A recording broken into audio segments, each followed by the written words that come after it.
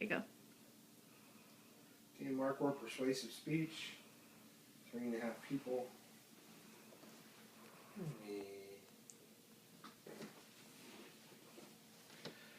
How many times has this happened to you? You drive to the store to pick up the latest and greatest gadget that all the technology blogs are raving about. You can't wait to get it home and tear open the box to charge whatever it is that needs to be charging. After 6 hours of what seems like eternity, you finally get to take out this greatest gadget out of its charging dock and actually begin to use it. It works okay for a while, but once in a while it starts to get a little peculiar. The screen goes dark, the programs freeze up. Suddenly you realize that this great piece of technology is actually a great piece of excrement. So you fumble through the manuals to find the customer service number or technical support number, a toll-free number from anywhere in the U.S., by the way, only to discover that when you call, you're left on hold for an hour with a recording that constantly tells you how important your call is to them, so please remain on hold. Finally, you do get a hold of somebody live. When you start to explain their problem, you hear them tell them their name. My name is Dan, or Drew, or Kayleen, or Carrie Ann, or Tammy, or whatever. You realize that it's an American-sounding name, but not an American-sounding accent. After several minutes of frustrating yourself over the phone, you realize that the best thing to do would be to just hang up and take the product back to the store where you got it and hope you can get a refund. American companies have been outsourcing manufacturing and customer service jobs for years. The companies that they hire their local workers in the millions of people. We need to stop outsourcing these jobs. I'm going to show you some statistics on outsourcing, what top countries claim the reason for outsourcing is, what top companies claim their outsourcing is, and I'm going to counter all these reasons with reasons that these jobs should stay in America. Finally, I'm going to give you the solutions to stop outsourcing, to keep these American jobs in America. First, let's start off with some statistics, shall we?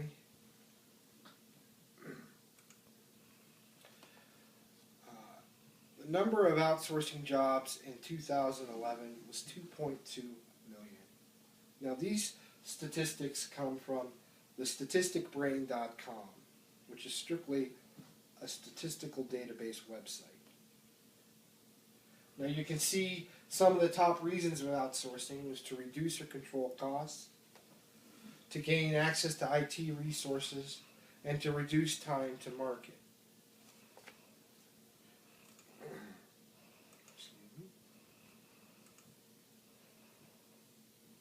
What these companies fail to realize is the hidden costs of outsourcing. They're only interested in the cheap labor. They don't take into account the cost of shipping and freight. In fact, I've got a statistic here that says from 2005 to 2008, according to John Ferfiera and Lynn Propkus, who are two economists and consultants for a company called Archstone, shipping has increased 135%. The global commodity price index has increased by about 30%. And the Chinese yuan has gained about 20% in value compared to the American dollar. Now, wages in the manufacturing sector of China have risen by about 45%. Now, these statistics make it difficult for any American company to consider outsourcing as a viable option when more than just the bottom line is considered. Now, I'll give you another example. Propkus and Propkus also claim that when a major specialty clothing retailer in the U.S. had difficulty matching its holiday rush, the company decided to open its East Coast mill to get the products there delivered on time due to a last-minute change. Now, this example counters the claim that businesses must outsource to increase their time to market. It's much easier and faster for the manufacturer to make a last-minute change to their product here in America and get it to market even faster. Now, this also increases the quality of the product as well. Now, what about the workers who get these outsourced jobs? How are their working conditions over there compared to America? Now, as I mentioned earlier, India is the top country for American business for outsourcing jobs. I'd like to quote author Megha Bharati, who wrote an article entitled "Indian Children Make American Goods." She wrote, "Every time somebody in the U.S. buys an imported handmade carpet, an embroidered pair of jeans, a beaded purse, a decorated box, or a soccer ball, there's a good chance they're acquiring something fashioned by a child." Now, these retailers admit being aware of the problem and have policies against selling the products.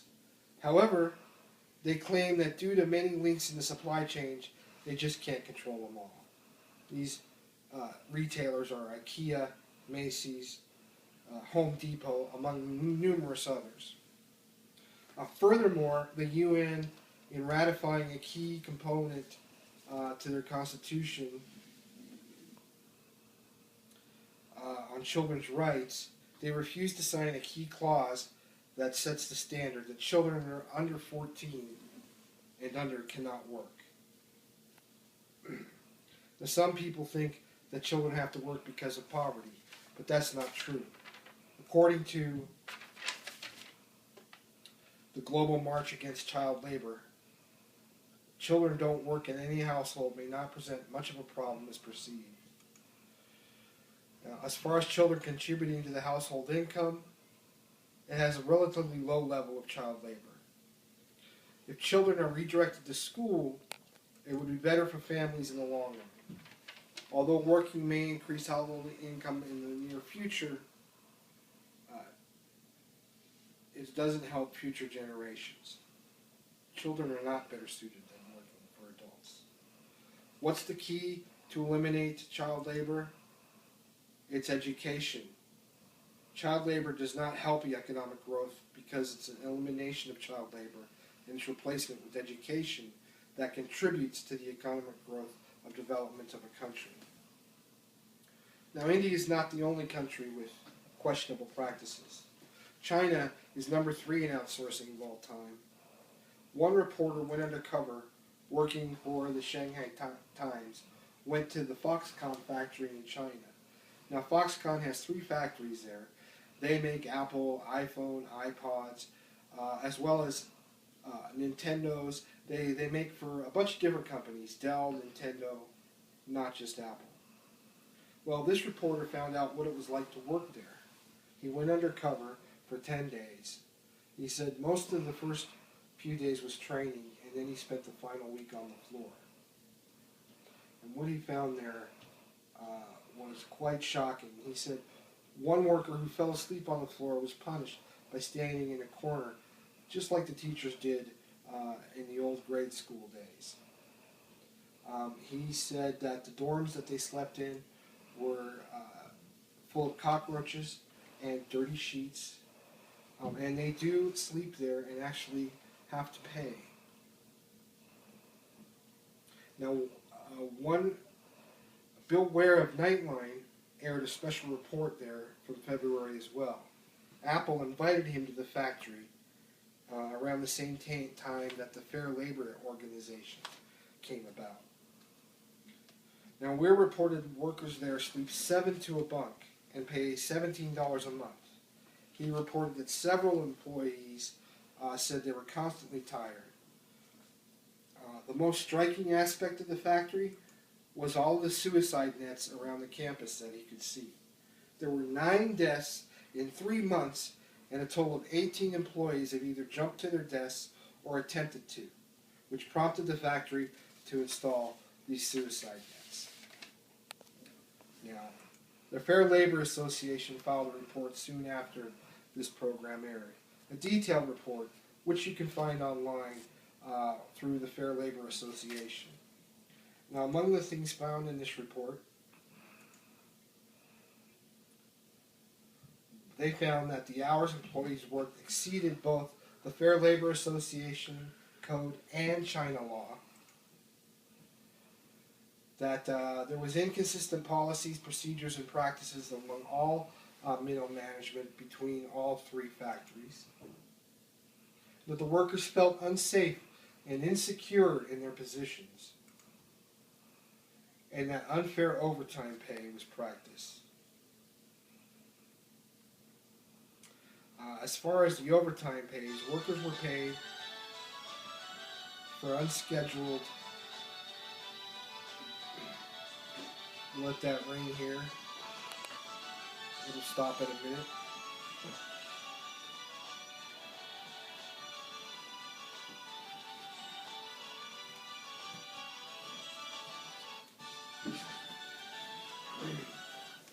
Workers were paid for unscheduled overtime in only 30-minute increments. So if they worked up to 29 minutes, they wouldn't be paid any overtime at all. If they worked 59 minutes, they'd only get paid up to 30 minutes overtime. Also, China's Foxconn factory more recently got in trouble for actually hiring interns underage, 16 and under, who were threatened that if they did not go to work at Foxconn, they would be expelled from their own school. Now, in an interview with NBC's Rock Center with Brian Williams on December 6th, Apple CEO Tim Cook announced that Apple would start manufacturing a line of Macs here in the U.S. Now, they did say that they make most of the parts here in America and send them back to China for assemblage. But when Brian asked him what it would take, how much it would cost if Apple stopped manufacturing overseas and started making everything in America, there's a quote here I have to read. He said, honestly, it's not so much about price, it's about the skills. Over time, there are skills that are associated with manufacturing that have left the U.S. Not necessarily people, but the education system stopped producing them. Now, this one remark from the CEO of the most trusted company in America, Apple, is the key in keeping American jobs in America. How can we bring these jobs back to America? Education. Oops, it's going the wrong way.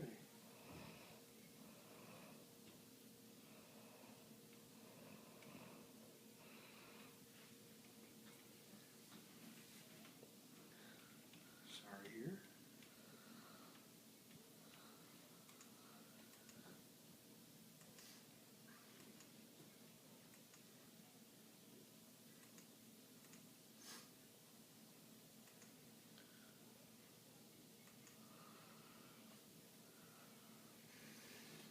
Education is a way of achieving and bringing overseas jobs back to America. Now, I've said that education helps the economic growth of countries such as India, and it would help here in America as well. What would happen if if we got rid of all the Foxconn employees working in China? What would happen to all those workers? Well, they would still have a job. As I mentioned before, Foxconn also does work for international companies as well, such as Nintendo and others. Now, we need to educate our students in the proper manufacturing skills.